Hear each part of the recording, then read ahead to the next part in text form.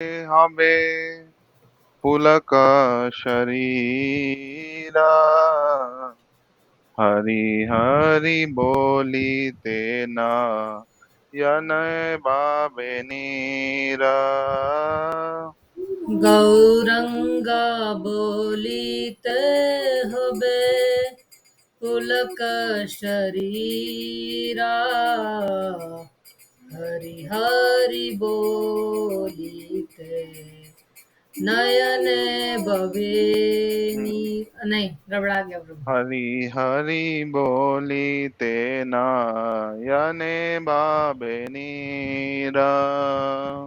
हरि हरि बोलिते नयने बवे नीरा। इसमें दो ताल चलेगा, टंग टक टक टक, ओनली दो ताल चलेगा, तीन ताल नहीं होगा। अच्छा আর কবে নিতাই চাঁদের করুণা হইবে সংসার বাসনা মোরা কবে তুচ্ছ হবে। आरा कब नीताय चंदेर করুণা হইবে সংসার সংসার বাসনা বাসনা মোরা কবে কবে তুচ্ছ ছবিবে। হইবে। বিষয় ছাড়িয়া কবে শুদ্ধ হবে মান কবে হামাহেরা বসি বৃন্দাবন। বিষয়াচারিয়া কবে শুদ্ধ হবে মান কবে কবে হামহেরা হামাহেরা শ্রী বৃন্দাবন। क्या हुआ। रूप रघुनाथ पदे হইবে আকুতি কবে হাম বুঝাব সে যুগল প্রীতি। রূপ রঘুনাথ পদে হইবে আকুতি কবে হাম বুঝাবো সে যুগল প্রীতি। रूप रघुनाथ पदे रहु मोर आशा प्रार्थना करय सदा नरोत्तम दास। रूप रघुनाथ पदे रहु मोर आशा प्रार्थना करे सदा नरोत्तम दास। গৌরাঙ্গ বলিতে হবে পুলক শরীরা হরি হরি বলিতে নয়নে বাবে নীরা। গৌরাঙ্গা বলিতে হবে পুলক শরীরা হরি হরি বলিতে নয়ন ববে বাবে নীরা। নীরা। हरे इसको ट्रांसलेट कर देते हैं। When will that opportune moment come to us when there will be shivering of the body as soon as we chant Lord Gauranga? While chanting Hare Krishna, when will the tears be in the eyes? तो यहाँ first line जो है उसमें बोल रहे हैं कि ऐसा कब सौभाग्यशाली क्षण आएगा जब गौरांग बोलने से हमारे शरीर में कंपन होगा और हरे कृष्णा महामंत्र का जप करने से हमारे आंखों में अश्रु आएंगे। When will I obtain the mercy of Lord Nityanand? When by his mercy will the desire for material enjoyment become very insignificant? तो इसमें बोल रहे हैं कि कब हमें नित्यानंद प्रभु की कृपा मिलेगी और हम हमें जो मटेरियल एंजॉयमेंट भौतिक सुखों का भोग करने के लिए इच्छा कब खत्म हो जाएंगे। जब पढ़िए प्रभु, थर्ड वाला पढ़िए, थर्ड फोर्थ। जब मन पूरी तरह से शुद्ध हो जाएगा, भौतिक चिंताओं और इच्छाओं से मुक्त हो जाएगा, तब मैं वृंदावन और राधा और कृष्ण के वैवाहिक प्रेम को समझ पाऊंगा और तब मेरा आध्यात्मिक जीवन सफल होगा। मैं श्रील रूप गोस्वामी और श्रील रघुनाथ दास गोस्वामी की अगुवाई वाले 6 गोस्वामी द्वारा छोड़ी गई पुस्तकों का अध्ययन करने के लिए कब उत्सुक होऊंगा। उनके निर्देश से मैं राधा और कृष्ण के प्रेम प्रसंगों को ठीक से समझ सकूंगा। मेरी एकमात्र एकांक्षा श्रील रूप गोस्वामी और श्रील रघुनाथ दास गोस्वामी के नेतृत्व वाले 6 गोस्वामी के चरण कमलों को प्राप्त करना है। नरोत्तम दास लगातार उनके चरण कमल प्राप्त करने के लिए प्रार्थना करते हैं। जय। तो शेयर करेंगे भगवत गीता 2.69। तो अगर आप लोग वीडियो स्टार्ट कर सकते हैं सब प्रभु एंड माता जी जिन्होंने ज्वाइन किया तो अच्छा रहेगा।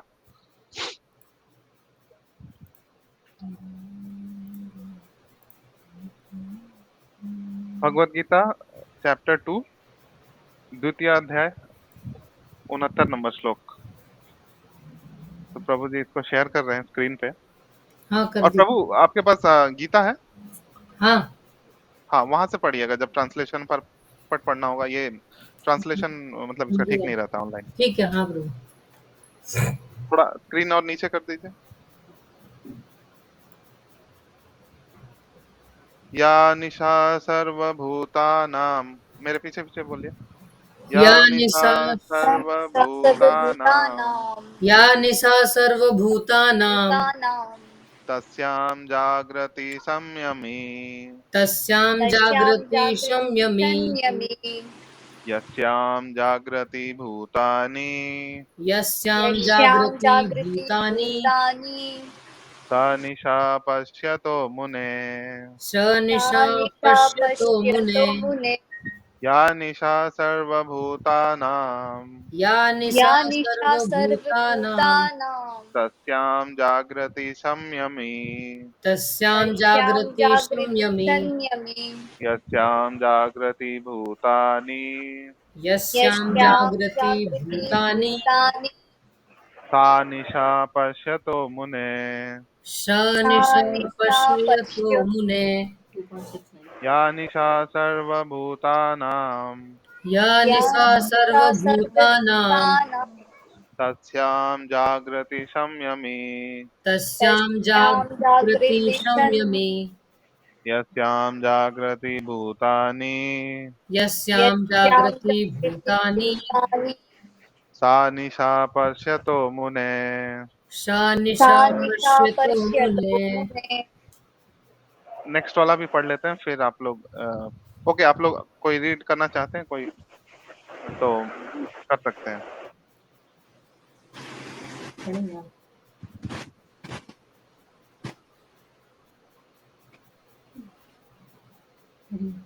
या निशा सर्वभूतानां तस्यां जागृति संयमी यस्यां जागृति भूतानि सा निशा पश्यतो मुने। हाँ नेक्स्ट।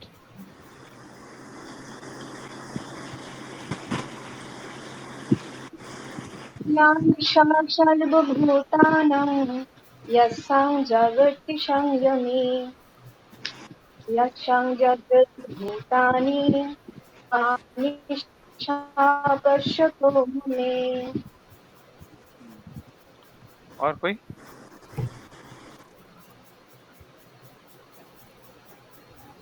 ठीक है नेक्स्ट श्लोक।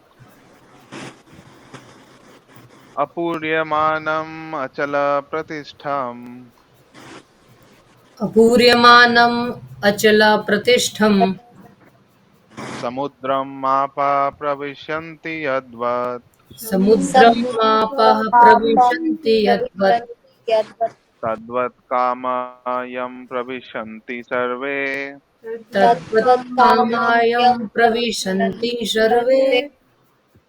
सा शान्तिमाप्नोति न कामकामी स शान्तिमाप्नोति न कामकामी। अपूर्यमानम् अचल प्रतिष्ठाम् ஹரே கிருஷ்ணா பிரபுஜி. अपूर्यमान हरे இங்கிலீஷ்ல कृष्ण। டைப் பண்ணியிருக்கத காட்டுங்க பிரபு. हाँ इंग्लिश पे स्क्रॉल டைப்பிங் करिए तो இங்கிலீஷ் காட்டுங்க. स्मॉल करिए ना, you make the text small so that both okay are okay visible, दोनों ओके दिखाई प्रभु. देगा। स्मॉल करिए। फोन में नहीं दिखेगा प्रभु फिर। आप फोन से शेयर कर रहे हैं क्या? नहीं, मेरा लैपटॉप है। Okay fine. समुद्र आपा प्रविशन्ति यद्वत् समुद्रम आपः प्रविशन्ति यद्वत् तद्वत् कामयं प्रविशन्ति सर्वे तद्वत् कामायं प्रविशन्ति सर्वे।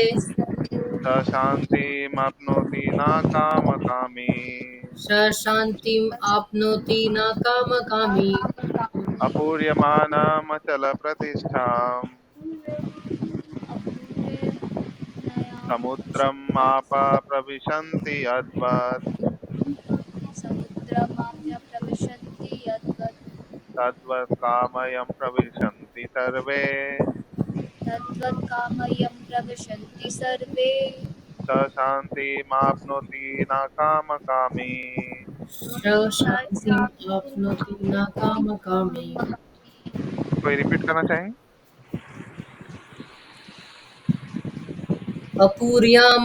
अपूर्यमानम् अचल प्रतिष्ठम्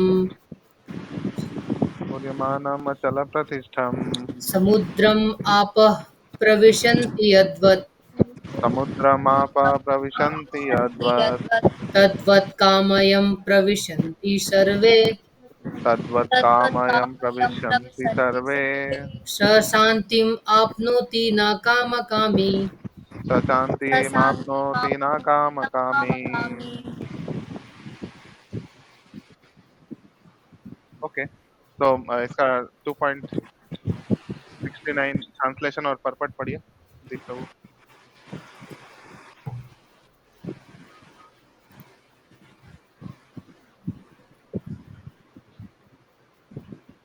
हिंदी वाला पढ़ रहे हो?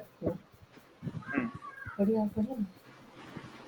जो सब जीवों के लिए रात्रि है वह आत्म संयमी के जागने का समय है, और जो समस्त जीवों के जागने का समय है वह आत्मनिरीक्षक मुनि के लिए रात्रि है।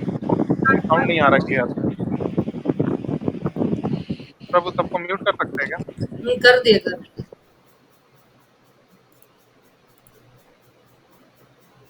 हम्म। श्लोक रिपीट करें, प्रॉपर रिपीट करना। कर दीजिए।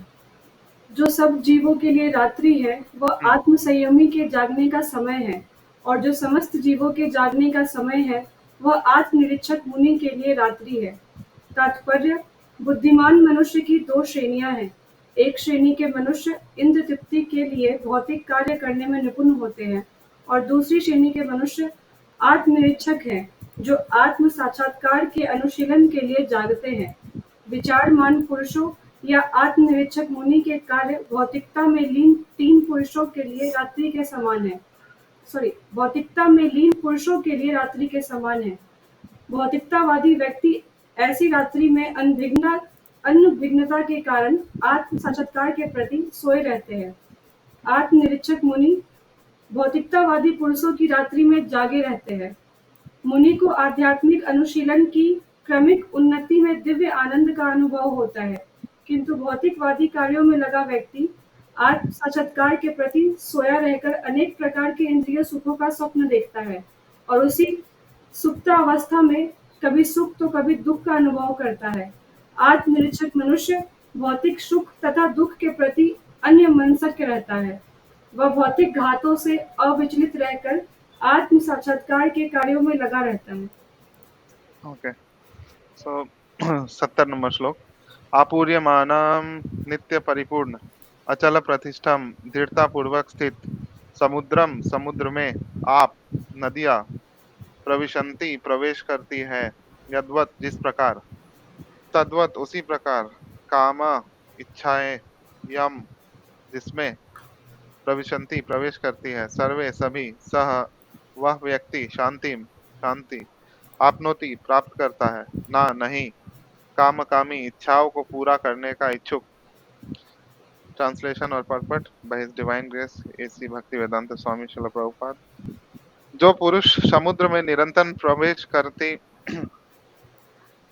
जो पुरुष समुद्र में निरंतर प्रवेश करती रहने वाली नदियों के समान इच्छाओं के निरंतर प्रवाह से विचलित नहीं होता और जो सदैव स्थिर रहता है, वही शांति प्राप्त कर सकता है।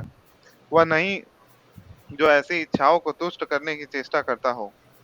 तात्पर्य, यद्यपि विशाल सागर में सदैव जल रहता है, किंतु वर्षा ऋतु में विशेषतः यह अधिकाधिक जल से भरता रह जाता है, तो भी सागर उतने ही स्थिर रहता है। ना तो वह विक्षुब्ध होता है और ना तट की सीमा का उल्लंघन करता है। यही स्थिति कृष्ण कृष्ण भावना भावित व्यक्ति की है। जब तक मनुष्य शरीर है, तब तक इंद्रिय तृप्ति के लिए शरीर की मांगे बनी रहेंगी। किंतु भक्त अपनी पूर्णता के कारण ऐसी इच्छाओं से विचलित नहीं होता। कृष्ण भावना भावित व्यक्ति को किसी वस्तु की आवश्यकता नहीं होती, क्योंकि भगवान उसकी सारी आवश्यकताएं पूरी करते हैं। अतः वह सागर के तुल्य होता है, अपने में सदैव पूर्ण। सागर में गिरने वाली नदियों के समान इच्छाएं उसके पास आ सकती है, किंतु वह अपने कार्य में स्थिर रहता है और इंद्रिय तृप्ति की इच्छा से रंच भर भी विचलित नहीं होता। कृष्ण भावना भावित व्यक्ति का यही प्रमाण है। इच्छाओं के होते हुए भी वह कभी इंद्रिय तृप्ति के लिए उन्मुख नहीं होता, चूंकि वह भगवान की दिव्य प्रेमा भक्ति में तुष्ट रहता है। अतः वह समुद्र की भांति स्थिर रहकर पूर्ण शांति और आनंद का आनंद उठा सकता है। किंतु दूसरे लोग जो मुक्ति की सीमा तक इच्छाओं की पूर्ति करना चाहते हैं, फिर भौतिक सफलताओं का क्या कहना, उन्हें कभी शांति नहीं मिल पाती। कर्मी, मुमुक्षु तथा वे योगी सिद्धि के कामी हैं, ये सभी अपूर्ण इच्छाओं के कारण दुखी रहते हैं। किंतु कृष्ण भावना भावित पुरुष भगवत सेवा में सुखी रहता है और उसकी कोई इच्छा नहीं होती। वस्तुतः वह तो तथाकथित भव बंधन से मोक्ष की भी कामना नहीं करता। कृष्ण के भक्तों के कोई भौतिक इच्छा नहीं रहती, इसलिए वे पूर्ण शांत रहते हैं। ओम अज्ञानतिमिरन्धस्य ज्ञानाञ्जनशलाकया चक्षुरुन्मीलितं येन तस्मै श्रीगुरवे नमः। नमो ओम विष्णुपादाय कृष्णप्रेष्ठाय भूतले श्रीमते भक्तिविकास स्वामिनिति नमिने। नमो ओम विष्णुपादाय कृष्णप्रेष्ठाय भूतले श्रीमते भक्तिवेदांत स्वामिनिति नमिने। नमस्ते सारस्वते देवे गौरवाणी प्रचारिणे निर्विशेष शून्यवादी पाश्चात्य देश तारिणे। जय श्री कृष्ण चैतन्य प्रभु नित्यानंद श्री अद्वैत गदाधर शिवासादि गौर भक्त वृंद। हरे कृष्ण कृष्ण कृष्ण हरे हरे, हरे राम राम राम हरे हरे। हरे कृष्ण। तो ये दो श्लोक है, आज हम लोग इसको पाठ करेंगे और एक भजन भी हमने किया। तो ये दो श्लोक जो सेकंड चैप्टर है भगवत गीता का द्वितीय अध्याय, उसके अंत के तरफ के श्लोक है। लास्ट टोटल 72 श्लोक है द्वितीय अध्याय में। तो हम लोग 69 और 70 आज पाठ कर रहे हैं। तो पहला श्लोक 69, इसमें भगवान ये बोल रहे हैं कि जो सब जीवों के लिए रात्रि है, वह आत्म संयमी के जागने का समय है, और जो समस्त जीवों के जागने का समय है, वह आत्मनिरीक्षक मुनि के लिए रात्रि है। श्रील प्रभुपाद इसको आत्म संयमी को ट्रांसलेट कर रहे हैं इंट्रोस्पेक्टिव सेज, जो भी आत्म साक्षात्कार के लिए उत्सुक है। वेदांत सूत्र में पहला सूत्र है अथा तो ब्रह्म जिज्ञासा, कि ब्रह्म इस जो एब्सोल्यूट ट्रूथ के बारे में चर्चा करना चाहिए, उसको जानने का हमें इच्छुक होना चाहिए। तो ऐसा बताया गया है। तो दो प्रकार के व्यक्ति है, एक जो लोग आत्म साक्षात्कार के प्रति इंटरेस्टेड है, और दूसरे जो लोग आत्म साक्षात्कार के प्रति पूरी तरह से अनइंटरेस्टेड, मतलब उन्हें कोई इच्छा नहीं है आत्म साक्षात्कार करने के लिए, जीवन में कोई लक्ष्य नहीं है, और अगर कोई लक्ष्य है भी तो भी वो लक्ष्य उनके साथ इसी देह के साथ समाप्त हो जाएगा। अगर आप जानना चाहते हैं, किसी से पूछिए कि आपका मतलब कौन कितना इंटेलिजेंट है, कौन कितना बुद्धिमान है, अगर ये हमें जानना है तो हम उससे सिर्फ एक सवाल पूछ सकते हैं कि आप कौन है, आपके जीवन का लक्ष्य क्या है। तो फिर अगर ये क्वेश्चन आप लोगों से पूछा जाए तो इसका जवाब दे सकते हैं?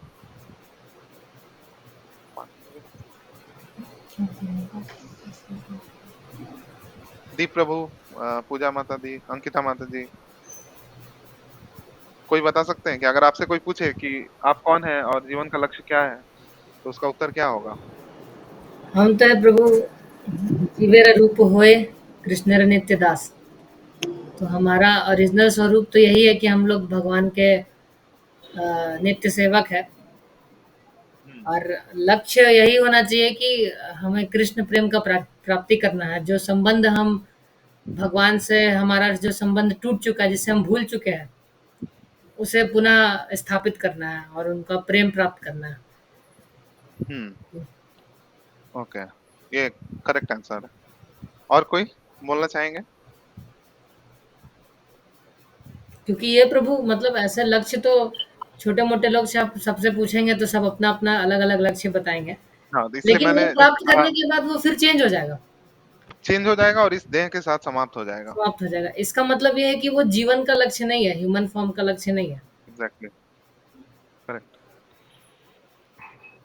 हाँ, कोई और? हरे कृष्ण प्रभु जी। हाँ, हरे कृष्णा। ये एब्सोल्युटली लाइक परफेक्ट आंसर है, नथिंग टू ऐड, बट वही है कि इन्होंने जैसे दास बताया तो वही हम शरीर नहीं आत्मा है, और पर्पस यही है कि मोक्ष प्राप्ति या मुक्ति और भगवत धाम जाना और भगवान की सेवा करना। ये आंसर उससे एक नीचे लेवल आ गया, एक लेवल नीचे आ गया एक्चुअली। दोनों करेक्ट है, दोनों आंसर्स करेक्ट है।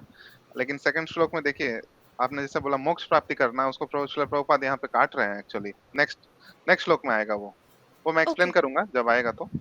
और आत्मा हम है ये जानना जरूरी है, बिकॉज हम ये शरीर नहीं है, ये जानना जरूरी है। और द्वितीय अध्याय में भगवान एक्चुअली आत्मा की ही चर्चा कर रहे हैं। लेकिन चैतन्य महाप्रभु के मत के अनुसार सिर्फ ये जानना कि हम आत्मा है, ये इनफ नहीं है एक्चुअली, काफी नहीं है। क्योंकि अगर हम एक बार जान गए कि हम आत्मा है, तो उसके बाद क्या? तो हमें आत्मा के जैसे एक्टिविटी करना पड़ेगा। और आत्मा एक्चुअली क्या है, कि कोई अगर फिर पूछे कि आत्मा एक्चुअली क्या है, तो जैसे प्रभु ने बताया चैतन्य चरितमृत में श्लोक आता है, जीवेर स्वरूप है कृष्ण नित्य दास। तो जीव यहाँ क्या है, आत्मा को रिप्रेजेंट करता है। जीवेर स्वरूप है कृष्ण नित्य दास। इससे अगर नीचे का कोई भी एक्सप्लेनेशन हो, तो फिर हम कर्म बंधन में फंसेंगे। चाहे हमें कोई भी पाथ फॉलो करें, तो कर्म बंधन में फंसेंगे और फिर हमें जीवन का लक्ष्य प्राप्त नहीं होगा। और मोक्ष एक्चुअली, मोक्ष एक लेवल नीचे होता है कृष्ण भक्ति से। बिकॉज महान महान जो आचार्य हैं, जैसे यमुनाचार्य, बिल्वा मंगल ठाकुर, इतने सारे जो महान महान आचार्य हैं, वो सब लोगों ने एक एग्जाम्पल ऐसा दिया है कि जैसे हम घर में बैठे हुए हैं और मोक्ष भक्त के लिए दरवाजे पर खड़ा है, लेकिन फिर भी भक्त मोक्ष की तरफ देखता भी नहीं है। क्योंकि उसको भगवान की सेवा करने में कितना आनंद है, इस आनंद को प्राप्त करने के लिए वो मोक्ष की तरफ देखता भी नहीं। इसलिए मोक्ष एक लेवल नीचे आ जाता है। और अगर कहीं भी भक्ति शास्त्रों में मोक्ष की चर्चा हुई है, तो वो एक्चुअली भक्ति के लिए है। तो हम लोग जो मोक्ष हम लोग चाहते भी हैं, तो वो डिफरेंट टाइप ऑफ मोक्ष है, तो जो मैं बताऊंगा नेक्स्ट श्लोक में जब उसका अध्ययन करेंगे। तो 2.69 में भगवान ये बोल रहे हैं कि जो कर्मी लोग हैं, जो साधारण लोग हैं, उनके लिए जो रात्रि है, वो एक बुद्धिमान व्यक्ति या कृष्ण भावना भावित व्यक्ति के लिए दिन है।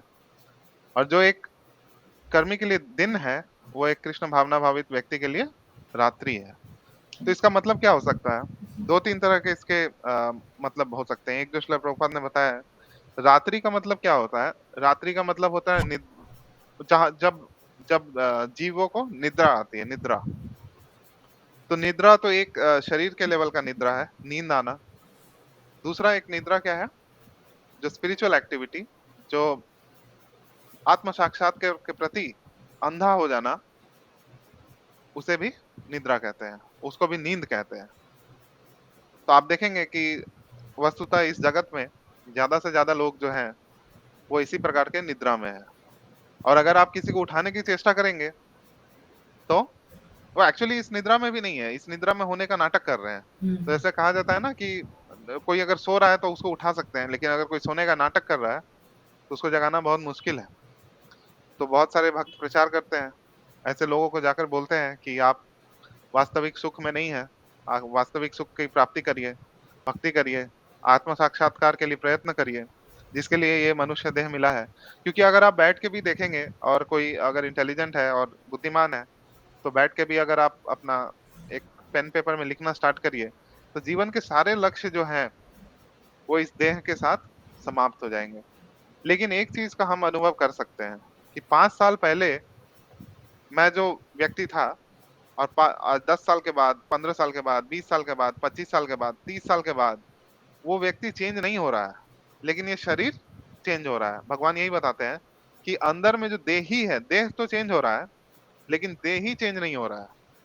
तो जब इस जीवन का कालखंड में भी हर 6 साल, 10 साल के बाद जब शरीर चेंज हो रहा है, एक्चुअली अगर आपका स्कूल में देखिएगा ग्रुप फोटो लिया करते थे, याद है? ग्रुप फोटो होता था जिसमें 50-60 लोग एक साथ रहते थे और उसमें ग्रुप फोटो लिया जाता है। तो अगर वहां पे ही अगर आपको बिना बताए एक फोटो ले लिया जाए और अगर आपको वो फोटो दिखाया जाए तो एक्चुअली आप अपने को नहीं पहचान पाएंगे। 99% लोगों पे ऐसा बताया गया है कि वो अपना जो बचपन में 5-6 साल के जब थे उस तरह का फोटो जब सबके साथ अकेले होंगे तो फिर भी पहचान लेंगे, लेकिन सबके साथ अगर हो तो आप 2-3 में कंफ्यूज हो जाएंगे। तो इसका मतलब क्या है कि हम अपना हमारा शरीर चेंज हो रहा है, कंटिन्यूअसली चेंज हो रहा है, हर दिन चेंज हो रहा है।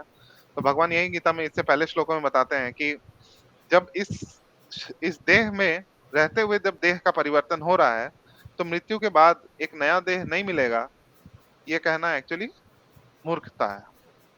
तो इसीलिए जो लोग आत्म साक्षात्कार के प्रति इंटरेस्टेड नहीं है उनके जो एक्टिविटीज को हम देखेंगे और जो लोग भक्ति जीवन में है उनके जो एक्टिविटीज को देखेंगे तो उसमें क्या होगा, कॉन्ट्राडिक्शन होगा, मतलब जमीन आसमान का फर्क नजर आएगा। जैसे अगर आप देखिएगा कि जो भक्त लोग के एक्टिविटीज होंगे, सुबह जल्दी उठना, भगवान का नाम जप करना, भगवान का प्रसाद लेना, भगवान के पूजा करना, अर्चना करना, है ना, उसके बाद भक्तों का संग करना, भक्तों के साथ प्रसाद का आस्वादन करना, और फिर रात में सोना, और रात में भी ये सोच के सोना कि कल सुबह उठ के भगवान का दर्शन होगा।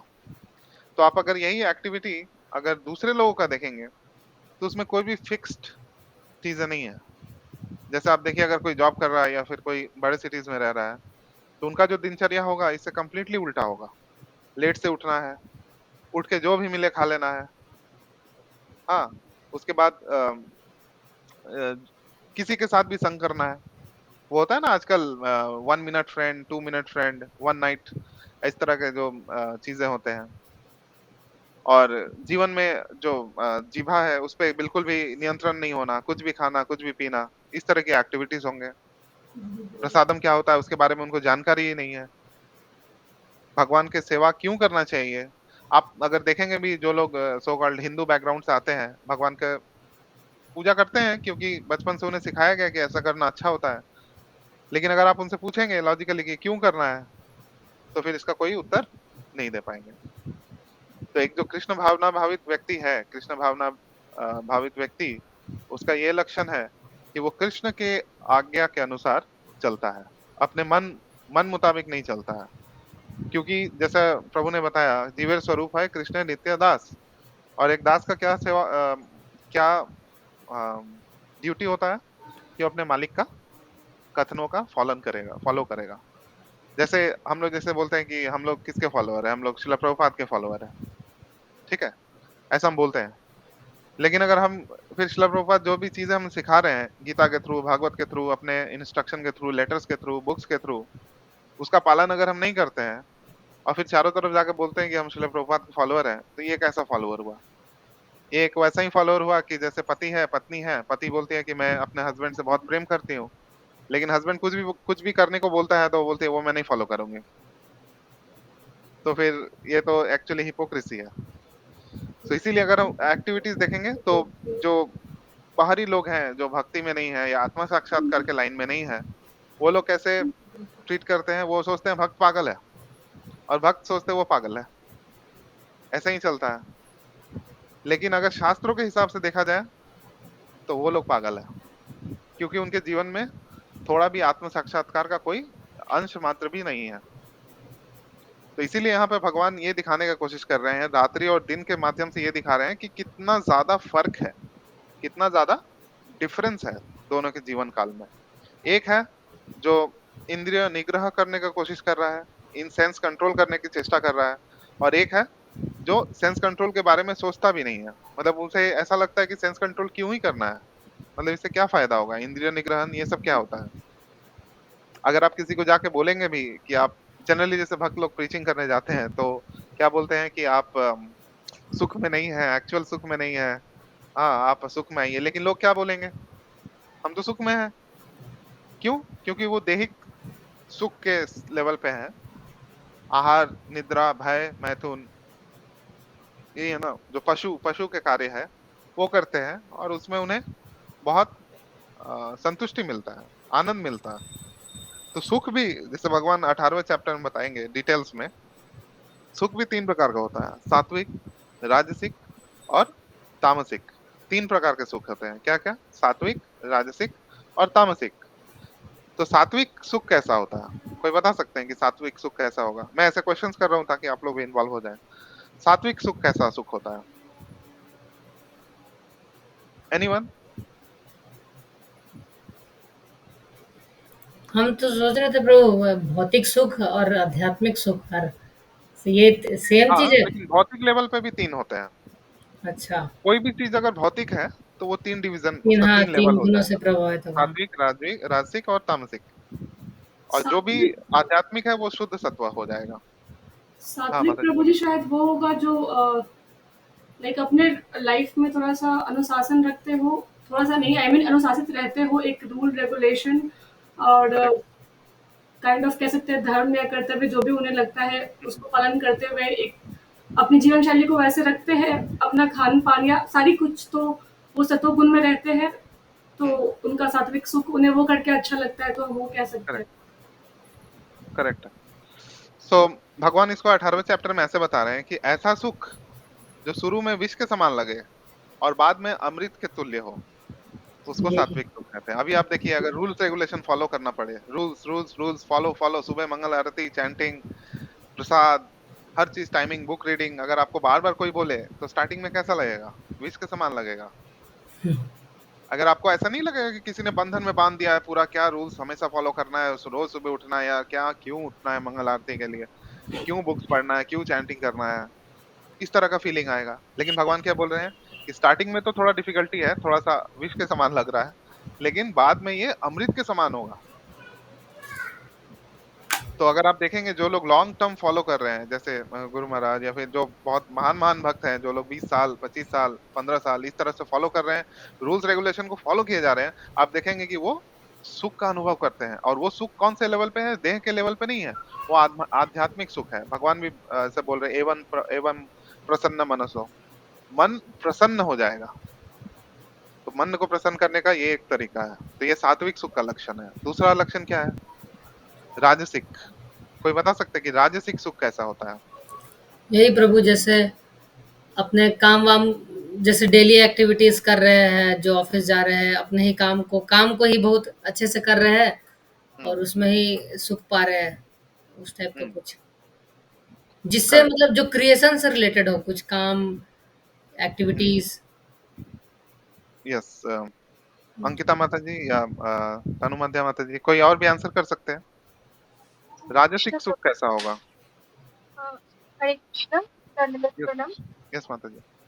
विषय और इंद्रियों का जो संजोग के माध्यम से जो सुख आते हैं वो हुँ, पहले अमृत के समान लगते हैं, लेकिन यस, बाद में उसका परिणाम विष की तरह है। विष की तरह होता है। Correct, correct, perfect. सो राजसिक सुख का भगवान ये बताते हैं कि स्टार्टिंग में तो अमृत के जैसा लगेगा, लेकिन बाद में विष के समान लगेगा। और राजसिक सुख क्या होता है? उसका एक लक्षण ये होता है कि तुरंत भोग किया, अभी तुरंत भोग किया और तुरंत आनंद मिला।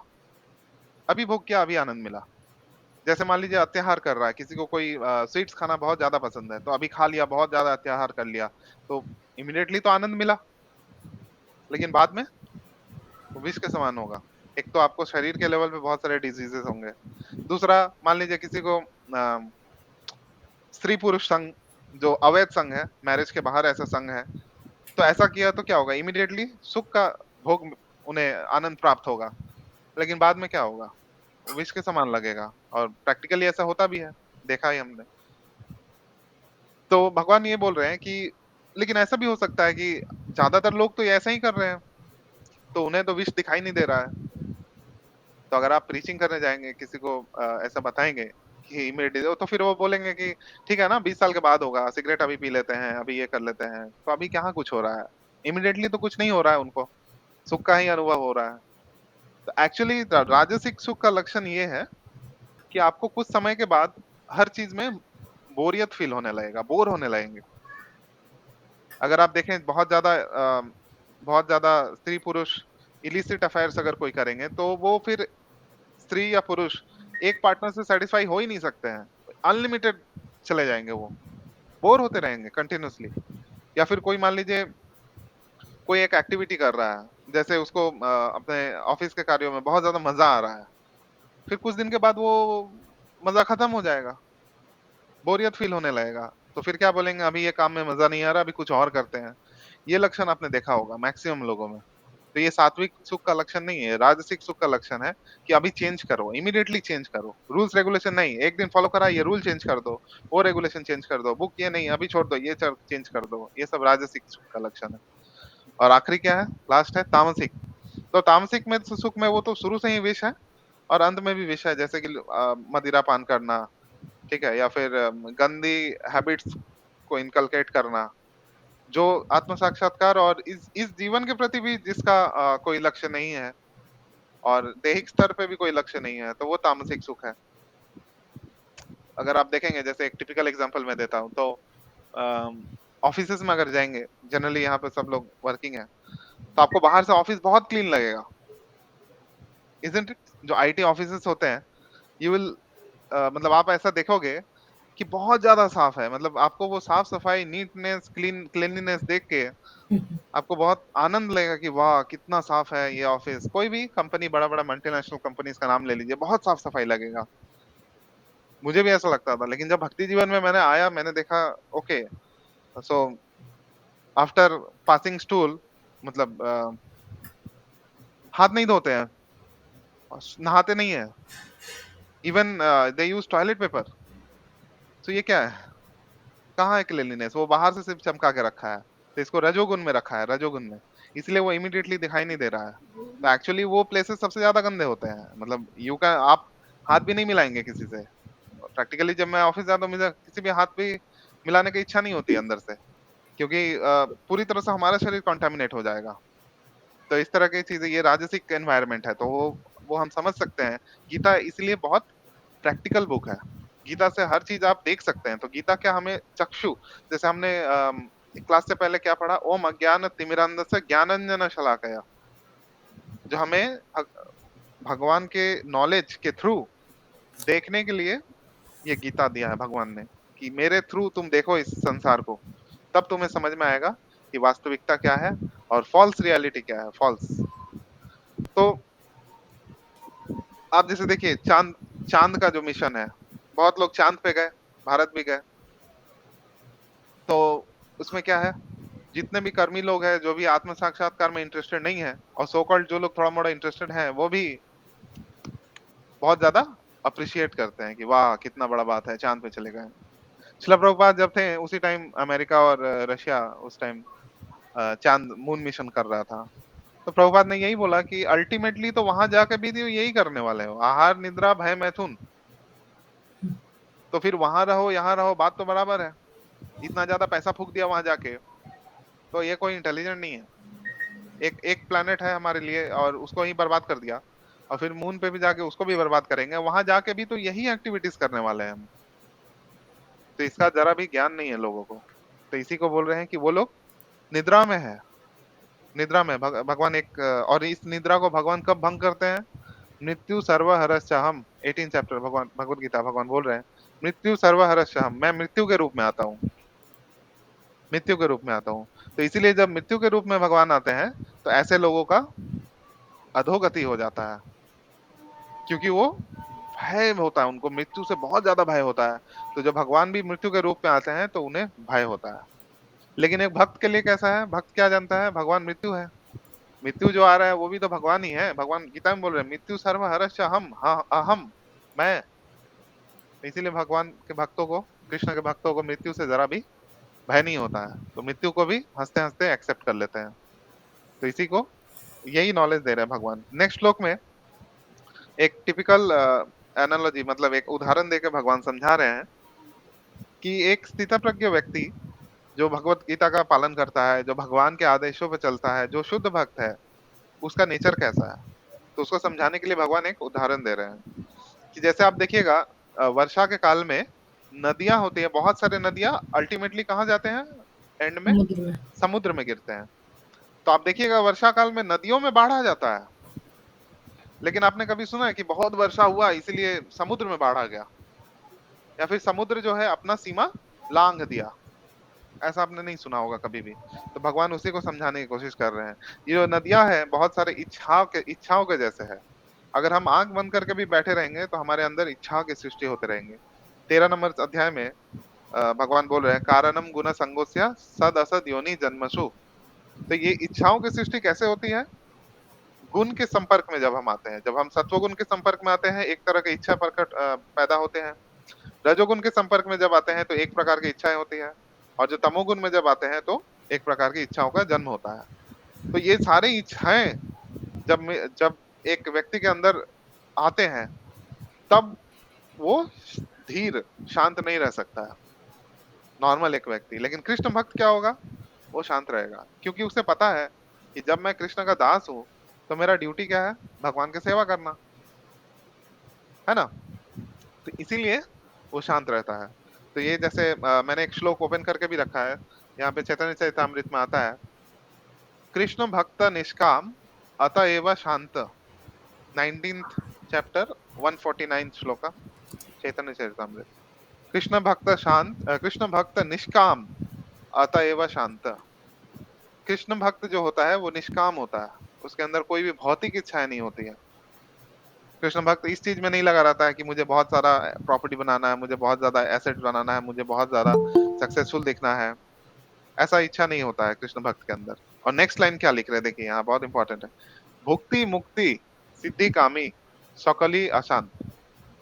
भुक्ति मतलब जो लोग भोगी हैं, मुक्ति जो लोग मुक्ति कामना कर रहे हैं, और सिद्धि कामी मतलब जो योगी, जिन जो योगिक पावर्स चाहिए, उड़ना है, छोटा बन जाना है, इस प्लेस से वहां जाना है, वो प्लेनेट से वहां जाना है, ब्रह्मलोक जाना है, इस तरह की जो सिद्धियां को अपने वश में करना चाहते हैं, सकौली अशांत, सब अशांत होते हैं।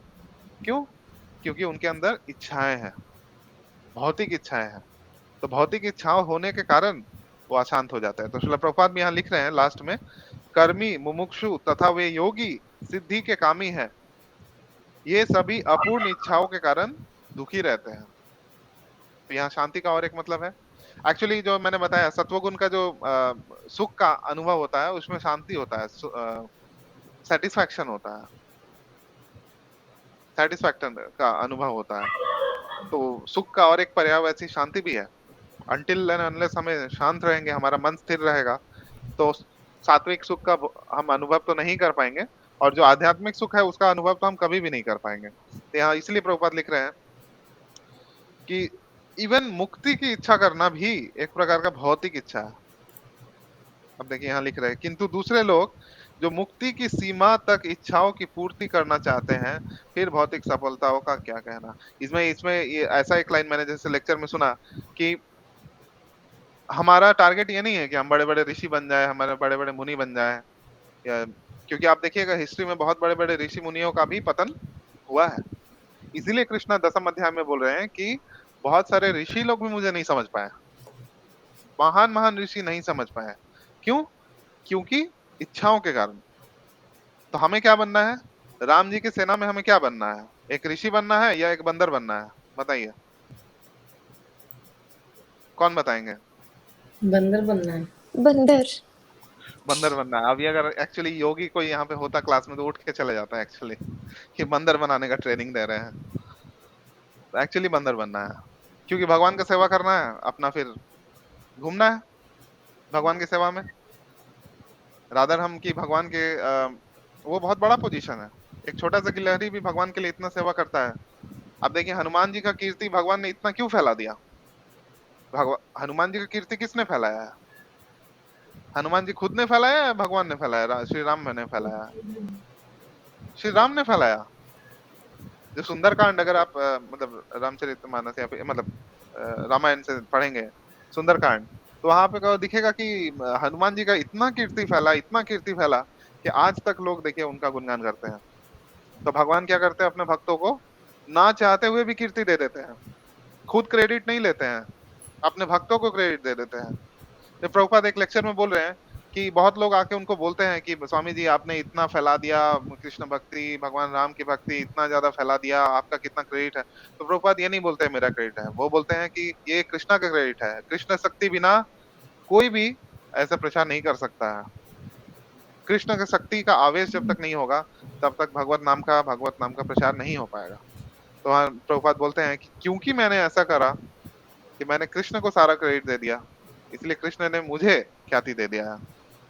तो एक भक्त देखिए इसमें भी जो क्रेडिट लेना है उसमें भी इच्छा नहीं होता है। साधारण लोग जो होते हैं मोटिवेशनल स्पीकर्स और ये लोग जो हमेशा मतलब साधारण कोई भी इंसान क्या करते हैं, क्रेडिट छीनने छीनने का कोशिश करते हैं। जो मैंने बताया ना राजसिक सुख, उसमें एक लक्षण ये भी है कि दूसरे का क्रेडिट को छीनना, वो होता है राजसिक सुख।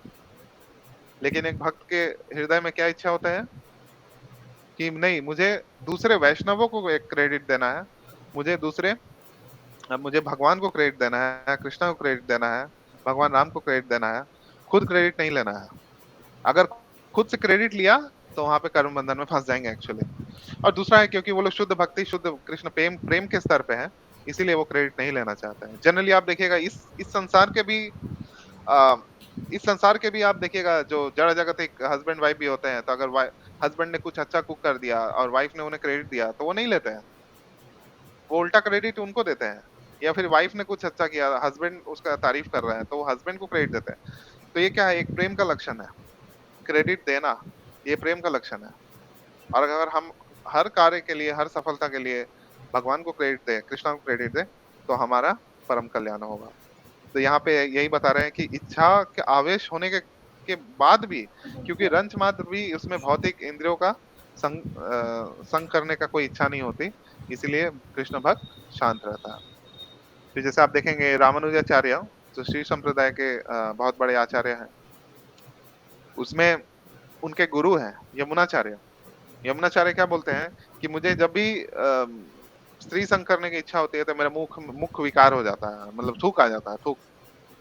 तो इससे आचार्य जो बोल रहे हैं कि आचार्य लोग इन पर टिप्पणी ऐसा कर रहे हैं कि देखिए इनके अंदर भी इच्छा आ रहा है, संग करने का इच्छा इनके अंदर भी आ रहा है, लेकिन इच्छा के प्रति रिस्पांस कैसा है ये डिफाइन करता है कि कौन भक्त शुद्ध भक्त है, कौन मध्यम भक्त है, कौन कनिष्ठ भक्त है।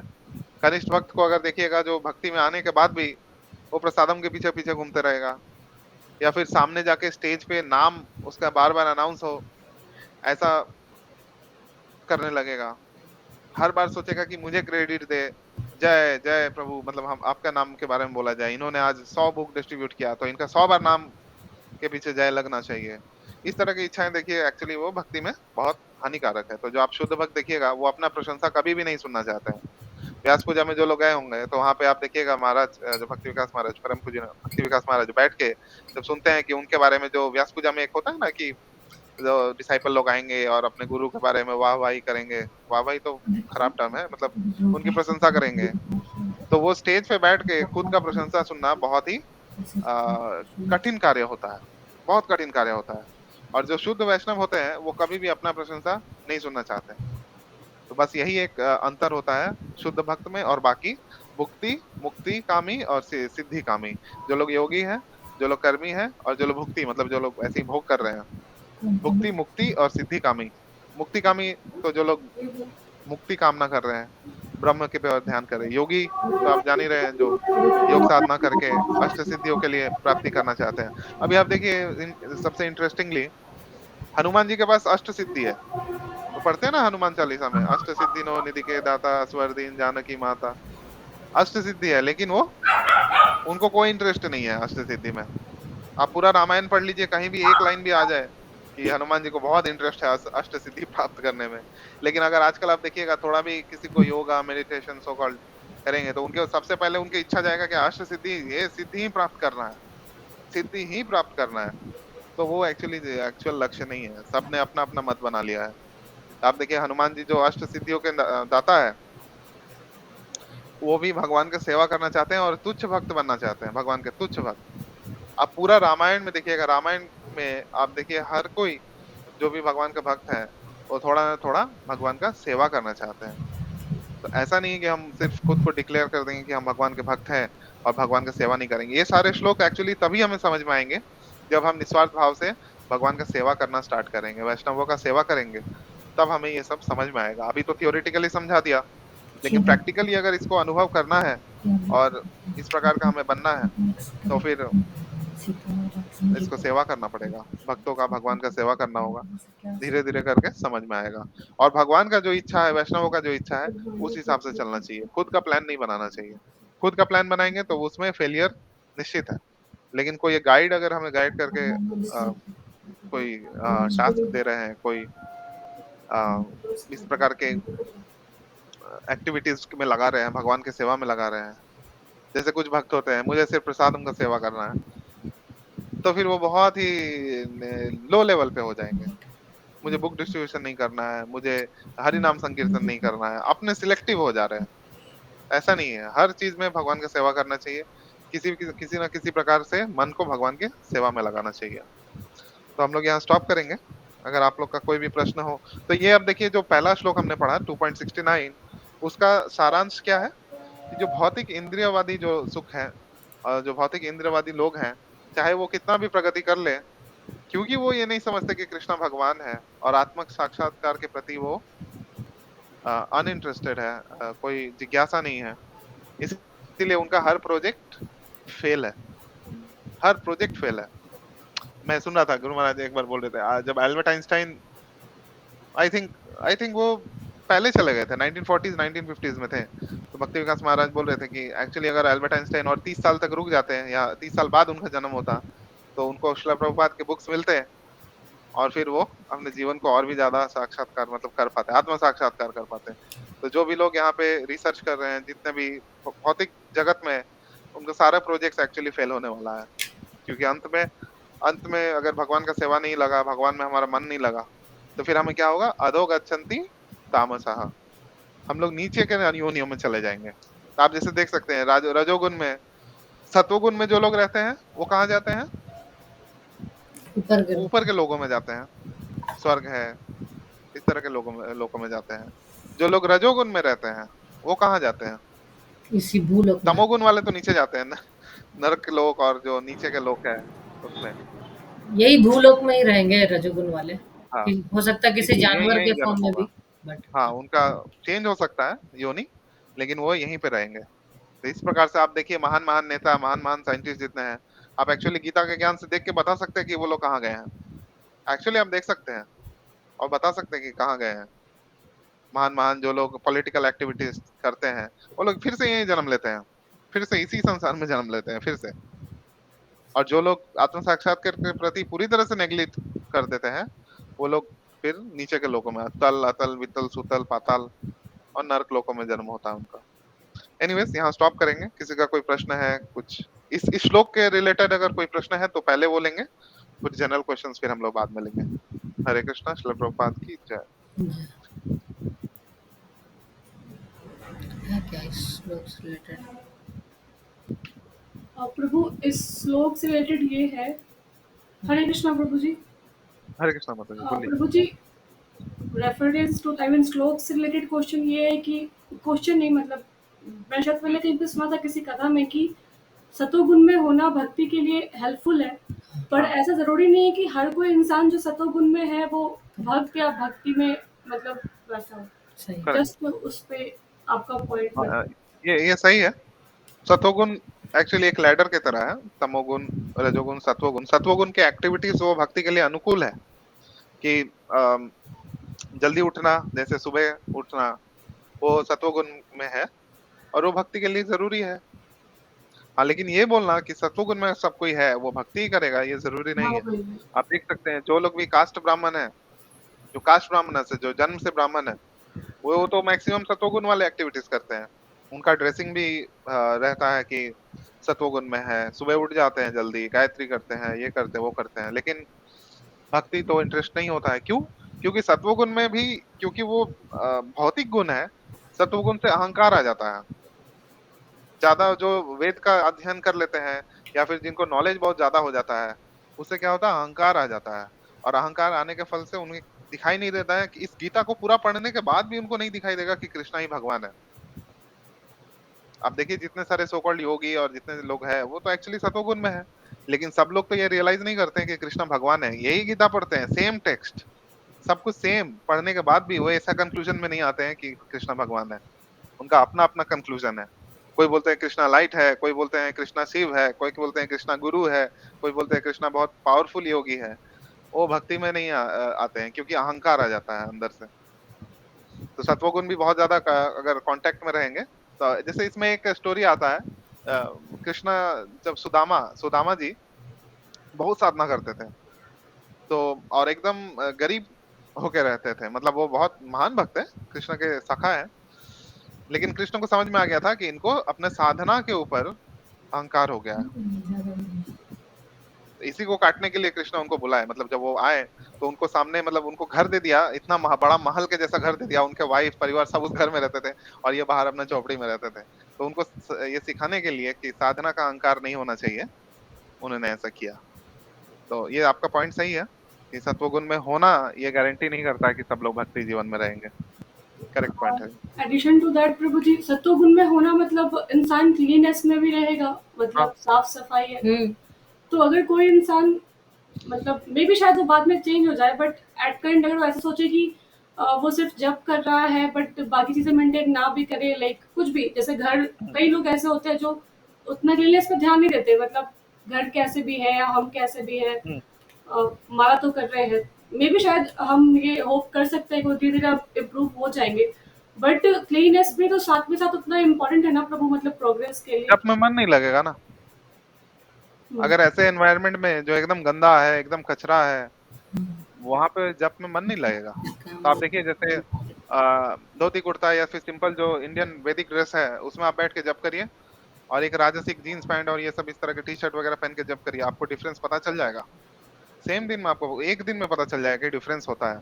आप मॉर्निंग में उठ के 4:30 5 o'clock इस तरह से आप चैंटिंग करिए, तो आपको डिफरेंस पता चल जाएगा ऑटोमेटिकली। और शाम को चैंटिंग करिए, दोपहर को चैंटिंग करिए, आपको डिफरेंस पता चलेगा। एक अनक्लीन एनवायरनमेंट में, एकदम गंदा है, बेड पे बैठ के अगर चैंटिंग करेंगे तो आपको मन नहीं लगेगा।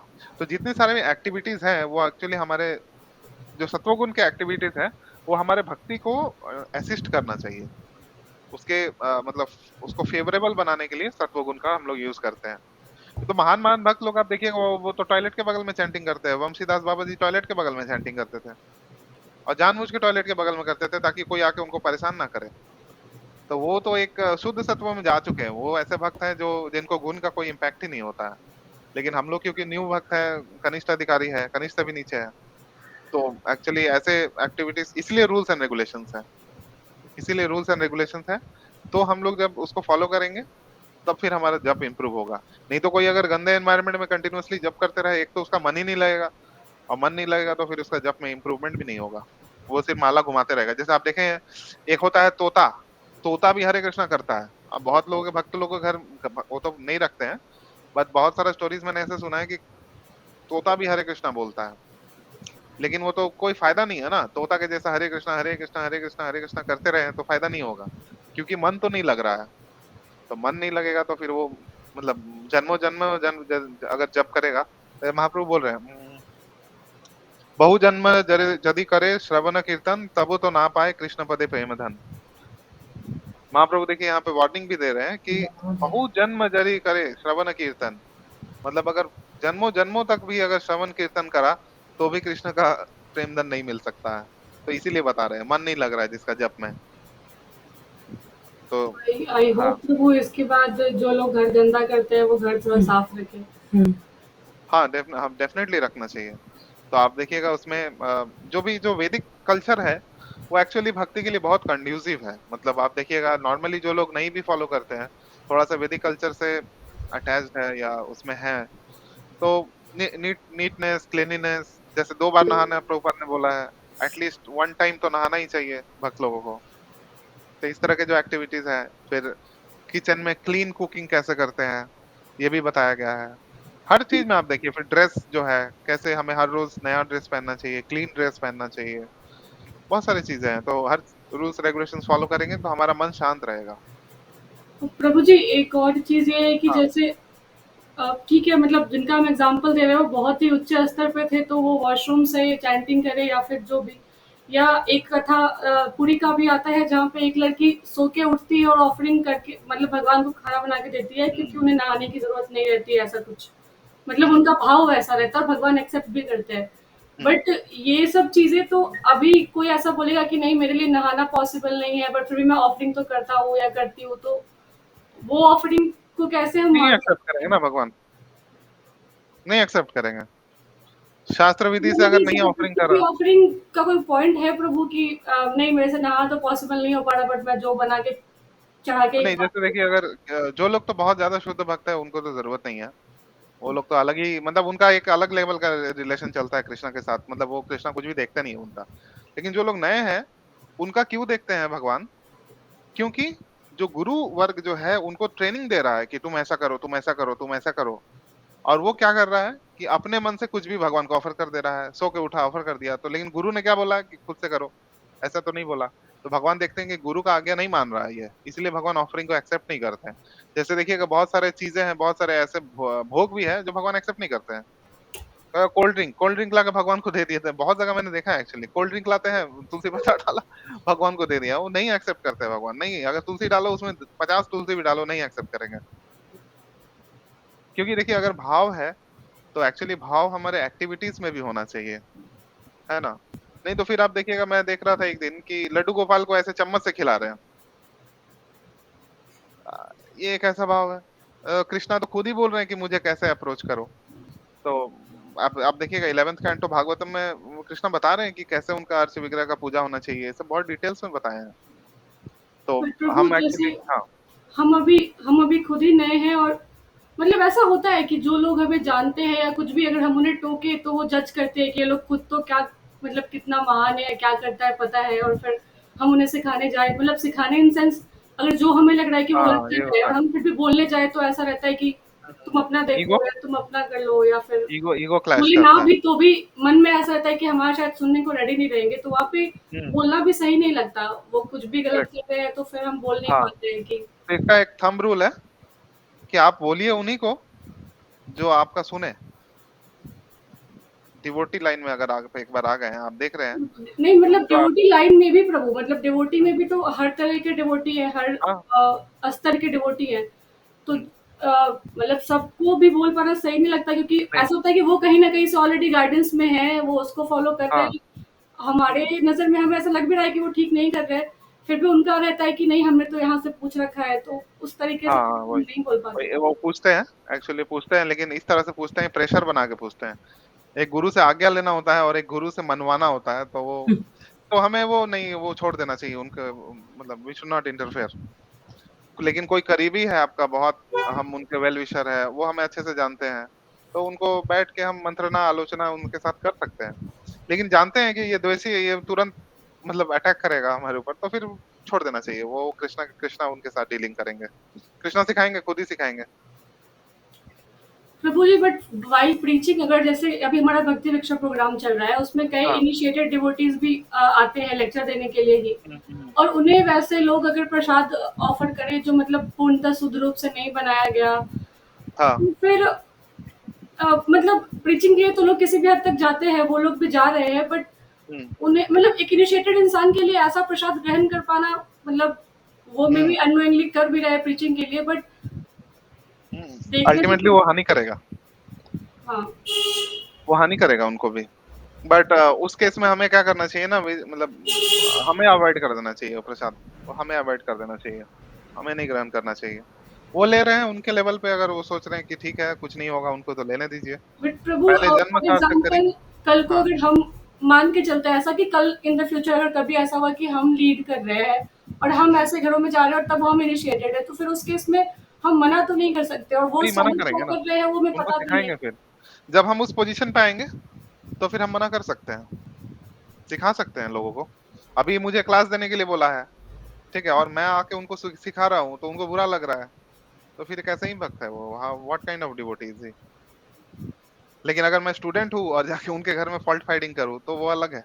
जब हम उस लेवल पे हैं उनको गाइड करने के लिए, तब हमें सही से गाइड करना चाहिए। लेकिन क्योंकि अभी क्या है ना कि ऑलमोस्ट सेम लेवल पे है या फिर उनसे पीछे हैं भक्ति में, मतलब बाद में आया है, तो हमारा बात नहीं सुनेगा। ये देखिए ये सब राजसिक नेचर है। लोगों हाँ, का। बट ये एक पॉइंट ये रहता है प्रभु कि अगर बहुत ज़्यादा स्ट्रिक्ट हुए तो मतलब लोग शायद आएँगे ही नहीं, सुनेंगे ही वो नहीं, ये स्ट्रिक्टनेस वो भी अपने रहता है। ऊपर रखना चाहिए, और थोड़ा-सा तो टाइम प्लेस सर्कमस्टेंस को देख के करना चाहिए। बट हाँ, बेसिक चीज़ों के साथ कॉम्प्रोमाइज़ नहीं कर सकते हम लोग। जो 4 नियम हैं और प्रसाद लेना, उसके साथ कॉम्प्रोमाइज़ नहीं कर सकते हैं। लॉजिकली बता सकते हैं, शास्त्र से प्रूफ कर सकते हैं, तो फिर हो जाएगा। ठीक है? ओके प्रभु। ओके, कोई और प्रश्न है किसी का? कार्तिकानंद। हरे कृष्ण प्रभु जी। हरे कृष्ण नमस्कारम माता जी, प्रभु जी। नमस्कार। हरे कृष्णा। हरे कृष्ण, हरे कृष्णा। हरे कृष्ण। हाँ, हरे कृष्णा प्रभु जी। प्रभु जी, तीनों गुणम छोड़ के पार कैसा आने का, शुद्ध सत्व गुणम में? शुद्ध सत्व में आने का एक ही उपाय है। एक तो सबसे पहले सत्वगुण में रहना होगा, और दूसरा ये है कि भगवान की लीला, भगवान का नाम, भगवान का गुणगान करना होगा हमेशा। प्रभुपाद बोलते हैं ना, always remember Krishna, never forget Krishna. तो ही हम शुद्ध तत्व में आ सकते हैं, अदरवाइज नहीं आ सकते हैं। Not possible. तो इसलिए महान महान जो भक्त हैं उनका प्रेयर्स को रिपीट कर सकते हैं, भगवान का नाम ले सकते हैं, भगवान का रूप गुण लीला डिस्कस कर सकते हैं, तो हम शुद्ध तत्व में आ जाएंगे। 10 चैप्टर में भगवान बता रहे हैं, तुष्यंती च कथयंतश्च माम नित्यम, तुष्यंती च रमन्ति च, कि मेरे भक्त लोग मेरे बारे में डिस्कस करते हैं और उससे उन्हें बहुत प्रसन्नता मिलती है। तुष्यंती च रमन्ति च, उसमें रमन करते हैं। 10 चैप्टर में है ना, कृष्ण बता रहे हैं। तो ये एक तरीका है शुद्ध सत्व में आने का। भगवान के बारे में जब नित्य चिंतन होने लगेगा, तो ऑलरेडी हम लोग शुद्ध सत्व में आ गए हैं। ठीक है? ओके प्रभु। Yes, ma'am। ठीक है, अगर किसी का और कोई प्रश्न नहीं है तो हम यहाँ समाप्त कर सकते हैं। कोई प्रश्न है क्या हरे माता जी? कृष्णा प्रभु हाँ, जी। हरे कृष्णा माता जी, बोलिए। मेरा एक क्वेश्चन था कि भगवान की जो दया है या ग्रेस है और हमारा जो हार्ड वर्क है वो कितना परसेंटेज होता है? 50-50 है, दोनों का ही कार्य है। हम हार्ड वर्क इसलिए करते हैं ताकि भगवान भगवान दया कर दें। भगवान के प्रति इस एक्चुअली इसके लिए श्री संप्रदाय में बहुत ये भी हो चुका है, मतभेद भी हो चुका है कि नहीं, हमारा जो कार्य है उससे भगवान प्रसन्न होते हैं, और दूसरे लोग बोलते हैं नहीं, भगवान की दया से हमारा उद्धार होगा। तो हमारे जो आचार्य गौड़ीय वैष्णव आचार्य हैं, उन्होंने ये समन्वय किया कि दोनों की जरूरत है, दोनों से ही होगा।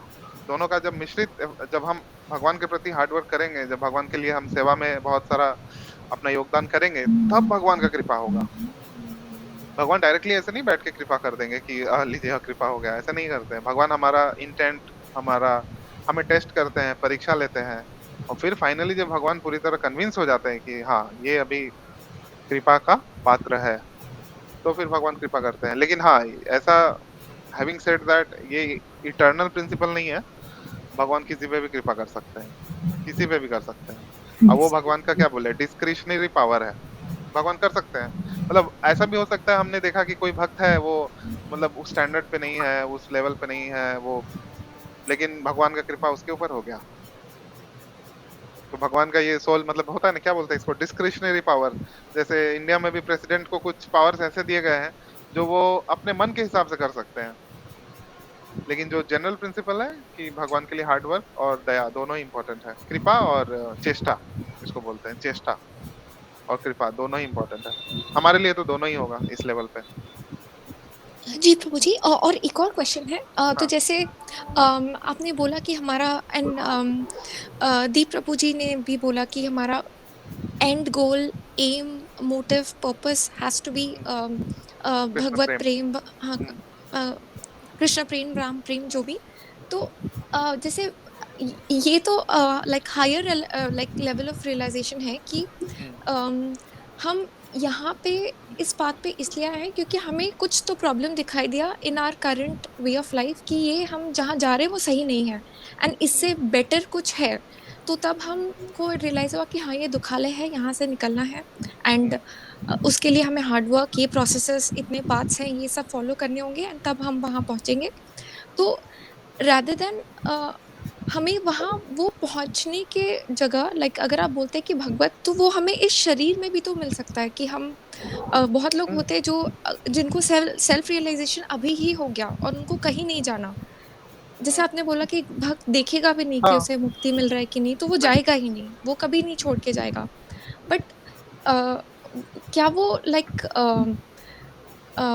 वो क्या फुल्ली रियलाइज सोल के लिए है, या हम भी वो कोशिश कर, क्योंकि वो क्योंकि मैं जैसे अब मैं अगर दिन रात कोशिश कर रही हूँ कि मैं भगवान को भूलूं नहीं और राम राम चैंट कर रही हूँ, और अगर कुछ लाइक मैं गलत लोगों के संगति में हूँ या मेरे आसपास ऐसे लोग हैं और मुझे वो चीज़ में इंडल्ज नहीं करना, क्योंकि मैं सोचती हूँ कि इससे मेरा मुक्ति नहीं होगा, लाइक ये सब चीज़ें करके मुझे मोक्ष की प्राप्ति नहीं होगी, तो मैं ये सोच के वो चीज़ों में इंडल्ज नहीं होती।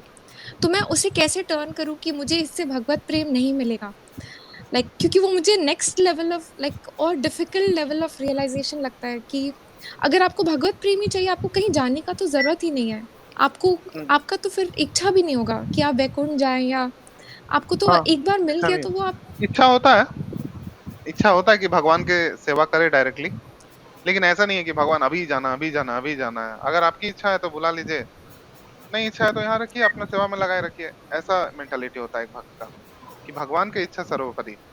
हमारा भी इच्छा होता है कि भगवान को देखें, भगवान से सुने। आप जैसे देखिए 10th कैंटो में जब भगवान कृष्णा गोपियों को छोड़ के चले जाते हैं मथुरा, तो कृष्णा बोलते हैं कि मैं आऊंगा वापस, लेकिन नहीं आते कभी भी। बट वो नहीं आते। हाँ, तो उद्धव जी को भेजते हैं, तो उद्धव जी हम्म। भगवान का मैसेज लेके आते हैं। तो गोपियों को क्या बोलते हैं कि मेरे साथ रहने से अच्छा है कि तुम मेरे से दूर रह के जब मेरे बारे में सोचोगे, मेरा श्रवण करोगे, मेरा गुणगान करोगे, तो मुझे जल्दी प्राप्त करोगे। ये टेक्निक है महाप्रभु का और गोपियों का, ये टेक्निक है कि जब हम भगवान के बारे में, भगवान से दूर रह के हम भगवान के बारे में डिस्कशन करेंगे, भगवान के नाम रूप गुण लीला का चर्चा करेंगे, तो हम जल्दी पहुंचेंगे। मतलब वो एक हमारा लक्ष्य है कि हम भगवान के पास जाएंगे। लेकिन हाँ, अगर भगवान कृष्णा को अगर ऐसा नहीं लगता है कि वो हमें हमसे और सेवा लेना चाहते हैं यहाँ पे, तो हम यहाँ रहेंगे। सारा चीज देखिए एक्चुअली भगवान की इच्छा पे डिपेंड करते हैं। भक्त लोग अपना इच्छा को भगवान की इच्छा पे नहीं थोपते हैं।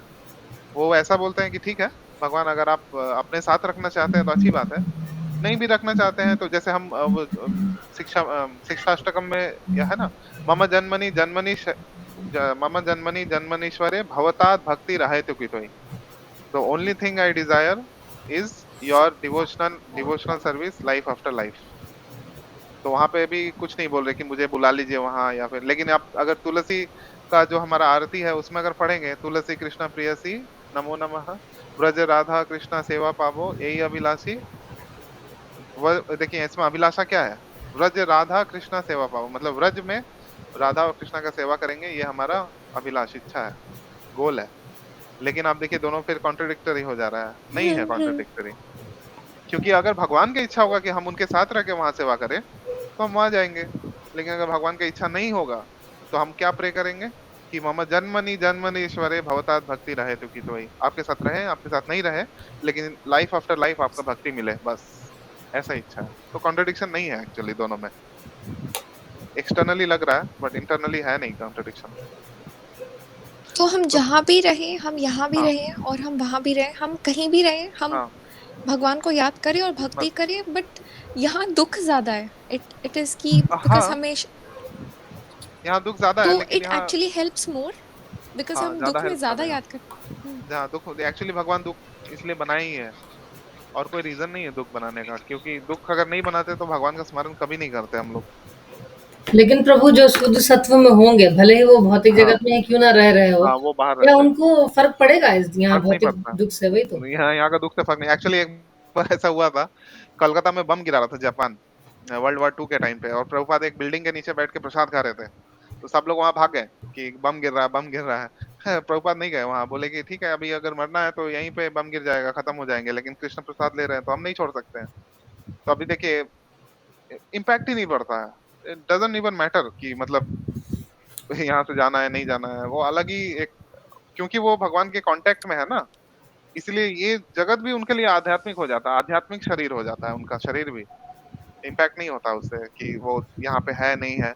और एक शुद्ध भक्त एक्चुअली ये भी देखता है कि सेल्फ अपने से ज्यादा वो दूसरे के दुख के बारे में चिंता करता है, कि मैं तो दुख में हूँ ठीक है, लेकिन यहाँ पे रह के मैं अगर दूसरों को निकालूं, तो वो भगवान के ज्यादा बड़ा सेवा होगा। गीता में 18 चैप्टर में भगवान बता रहे हैं ना कि मेरा ये मैसेज जो रिपीट करता है, जो प्रोपोगेट करता है, इससे बड़ा भक्त ना कोई था, ना है, ना कभी होगा। तो ऐसा क्यों बोला भगवान ने? हमारे मतलब इस जगत में रहने वाले लोगों के लिए ही बोला है कि जो ऐसा मैसेज बार बार रिपीट करेगा वो सबसे बड़ा भक्त होगा। तो दूसरे को उद्धार के लिए भी सोचता है एक भक्त, सेल्फिश नहीं हो जाता है। मतलब ठीक है, आत्म साक्षात्कार करी करो क्या जन्म सार्थक करी करो परोपकार। चैतन्य महाप्रभु बोल रहे कि अपना जन्म को सार्थक करो, फिर दूसरों का परोपकार करो। लेकिन हाँ, हम्म। दोनों पैरेलली भी चल सकता है कि अपना जीवन को भी साक्षात मतलब अपना जीवन को भी सक्सेसफुल बनाया और दूसरे को भी हेल्प करा। इसी को बोलते हैं भक्त संग। ठीक तो है। हम ऐसा भी बोल सकते हैं कि हमारा मोटिव सेल्फ रियलाइजेशन होना चाहिए। अगर कोई बोले कि अ, हाँ, हाँ, करेक्ट है। हम्म, सेल्फ रियलाइजेशन, लेकिन वास्तविक सेल्फ रियलाइजेशन क्या है? हम कृष्ण के दास हैं, यही दास है। सेल्फ रियलाइजेशन है। हाँ, भगवान के दास है, राम के हम दास हैं। इसीलिए हम्म, देखिए जब भी गौड़िया वैष्णव या किसी परंपरा में इनिशिएशन होता है तो भगवान या भगवान के भक्त, उसके बाद दास या फिर देवी दासी, इस तरह का नाम दिया जाता है ताकि हम अपने वास्तविक स्वरूप को समझ पाए। मृत्यु के समय जब यमदूत आएंगे आपका नाम पूछेंगे एक्चुअली, कौन हो तुम, और अपना इस मटेरियल वर्ल्ड का नाम बताया ना तो फिर वो बहुत पिटाई होगा वहां पे। ऐसा आता है बहुत सारा उदाहरण। इसीलिए नाम को ऐसा नाम दिया जाता है जो भगवान या भगवान के भक्तों से रिलेटेड है। अगर सिर्फ अपना नाम भी बोले तो हम नर्क की यातना उससे बच जाएंगे। तो इसीलिए हमारा कॉन्शियसनेस ऐसा होना चाहिए कि हम भगवान के दास हैं, सिर्फ बोलने के लिए नहीं, कुछ कार्य भी होना चाहिए। अगर हम भगवान के दास है मतलब एक सर्वेंट को तो फिर मतलब सर्विस करना पड़ेगा ना। तो ये सबसे इम्पोर्टेंट सेल्फ रियलाइजेशन में ये प्रभुपाद लिख रहे हैं कि सिर्फ ये जान लेना कि हम आत्मा है, ये इम्पोर्टेंट नहीं है, मतलब ये हम्म। सफिशिएंट नहीं है। ये भी बट जानना होगा हमारा कि रोल आत्मा का एंड कार्य क्या है। रिस्पॉन्सिबिलिटी। हाँ, कार्य क्या है आत्मा का। तो जब कार्य जानने जाएंगे तो हमें दिख जाएगा कि कृष्ण का हम दास है। और कृष्ण के चैतन्य चरितमृत पढ़ेंगे ना तो ये बहुत क्लियर हो जाएगा, एकदम क्लियर हो जाएगा। चैतन्य चरितमृत, भागवतम, इसमें देखिए भागवतम में हर स्टोरी ऐसा है जो मतलब आप देखिए बहुत इंपॉर्टेंट राजा है, पूरा वर्ल्ड का राजा है, पूरा इस भूद्वीप जम्बूद्वीप के राजा है, उनका कैसे फॉल डाउन हो गया, उनका कैसे लड़ाई लग गया इस तरह के इंस्टेंसेस आते हैं भागवतम में। वो हमें दिखाने के लिए है कि शुद्ध भक्ति के पाथ में चलोगे तो ऐसे ऐसे रुकावट आएंगे, लेकिन फिर भी भगवान के नाम और भगवान के कीर्तन से आगे बढ़ जाओगे। अल्टीमेटली जब रियलाइज होगा कि हम भगवान के दास हैं तो फिर हम निकल जाएंगे यहाँ से। ठीक है। एंड हम कैसे रिमाइंड करते रहे खुद को, ये रिमाइंडर कैसे सेट करते रहे? बहुत तरीका है। बिकॉज एक तो गीता के श्लोक याद कर सकते हैं। स्टार्टिंग में तो नाम जब से हमें भगवान का स्मरण नहीं होता है, नहीं होता है डायरेक्टली। अगर आप देखेंगे कि हरे कृष्णा अभी आप अगर कंटिन्यूअसली करें तो उसमें 90% 99% तो भगवान का स्मरण नहीं आता है। तो स्टार्टिंग स्टार्टिंग में जैसे भक्ति विनोद ठाकुर भी लिख रहे हैं, जो भक्ति सिद्धांत सरस्वती ठाकुर के पिता हैं, वो भी लिख रहे हैं कि ऐसा कोई एक्टिविटी करो चैंटिंग से पहले या फिर जिससे भगवान का इमीडिएट स्मरण हो। तो इमीडिएट स्मरण के लिए गीता है, भागवतम में बहुत सारे प्रेयर्स है, कुंती महारानी के प्रेयर्स है, फिर बहुत महान महान भक्तों के प्रेयर्स हैं, वो प्रेयर्स याद करके दोहरा सकते हैं। ऐसे जो हमने अभी वैष्णव गीत गाया ना, वो 8 लाइन, कितना लाइन है उसमें प्रभु, 8 8 या 10 लाइन है, वो याद कर सकते हैं। उससे इमीडिएटली आपको कृष्ण का स्मरण होगा, इमीडिएटली होगा। मैंने ये देखा है कि माला जप करने से पहले अगर एक या दो भजन करेंगे then your chanting will improve greatly. मतलब और भगवान का स्मरण तुरंत होता है। अब देखिए भक्ति का प्रोसेस कितना मतलब कितना सटल है कि जनरली तो हम गाना गाना चाहते हैं, हम गाना गुनगुनाते भी रहते हैं। मैक्सिमम लोग क्या करते हैं, फिल्मी गाना गुनगुनाते हैं, तो उससे भगवान का स्मरण होगा नहीं। लेकिन फिल्मी गाने की जगह जस्ट उसको रिप्लेस करके हम कृष्ण से रिलेटेड या गौरांग या नित्यानंद इनके रिलेटेड या वैष्णव लोगों के रिलेटेड अगर हम सॉन्ग्स गाएंगे तो इमिडिएटली हमारा चेतना जो है वो शुद्ध होने लगता है। ये कर सकते हैं। वैष्णव गीत याद करिए, 10 12 15 20 100 150 200 गीत याद करिए। फिर कहाँ जाएंगे? अगर 200 गीत याद हो जाएगा, 200 वैष्णव सॉन्ग्स याद हो जाएगा, तो मुझे तो लगता है कि 90% दिन भर वही गाते रहेंगे, है ना। तो ये बहुत इंपॉर्टेंट है, ये सब चीजें भक्ति विनोद ठाकुर लिख रहे हैं। एक्चुअली मैं मन से नहीं बोल रहा हूँ कि ये वैष्णव गीत, भगवत गीता और भागवतम ऐसी चीजें पढ़ो जिससे भगवान का स्मरण हो, उसके बाद चैंटिंग करो। ऐसा टिप्स दे रहे हैं, अपने बुक में लिखे हैं। और प्रभु सबसे जरूरी कि मतलब भगवान का कंटिन्यूअसली स्मरण होते रहे, इसके लिए हमें ये भी ध्यान रखना होगा कि हम लोग कंटिन्यूअस डिवोटीज के एसोसिएशन में भी रहे। हाँ, बहुत इंपॉर्टेंट है। भक्त आपको कैसे ना कैसे भगवान का याद दिला राधे, देंगे, वही। दिला ही देंगे। मतलब व्हाट्सएप में मैसेज कर देंगे, कुछ स्टेटस लगा देंगे, कुछ इस तरह से भी करते हैं बहुत डिवोटीज। तो भगवान का स्मरण आपको करवा ही देंगे किसी न किसी तरह से, कोई लीला का हाँ, गुणगान करके। हरे कृष्णा प्रभु जी। हरे कृष्णा माता जी। भागवत में प्रभुपादर एक ने बताती हूँ, वो शेयरिंग कर रहा। प्रभु जी, हमारा आत्मा सबको कैसा ये स्वभाव कैसा ये, वो सब सेवा करने का, किसी को सेवा हाँ करने का, हाँ हाँ, करेक्ट, चुप चुप नहीं रहते, किसी को सेवा करने का, परफेक्ट। माँ का सेवा करने का, बच्चे का सेवा करने का, पति का सेवा करने का, ऑफिस में सेवा करने का, जो भी आत्मा पूरा सेवा करने के लिए तो उसको आदत है, फिर भी वो सेवा है ना। प्रभुपादन ने क्या लिखा, भगवान का करो तो माया में पार आ गया, ऐसे ही लिखेगा करेक्ट, भागवत में। एक्चुअली हम कहीं ना भगवान कहीं का वही किसी न किसी सेवा का सेवा करो, कर रहे हैं। सेवा करो, तुम माया में रहते पार आ गया, एक्चुअली हम भगवान का ही वैसे। सेवा कर रहे हैं अभी भी, अगर माया में भी है तो भगवान का हम्म, सेवा कर रहे हैं इनडायरेक्टली। तो हम्म, प्रभुपाद बोल रहे हैं कि इनडायरेक्टली करने से अच्छा है कि डायरेक्टली भगवान का सेवा करो। हम्म, बस yes। यही टेक्निक है। ठीक है, तो हम लोग नेक्स्ट वीक मिलेंगे, होपफुली माता जी क्लास लेंगे next week. So thank you so much everyone. Hare Krishna, Srila Prabhupada की जय। श्रीमद् भगवत गीता की जय। वांछा कल्पतरुभ्यश्च कृपा सिन्धुभ्येव च पतितानां पावनेभ्यो वैष्णवेभ्यो नमो नमः। हरे कृष्णा। हरे कृष्ण।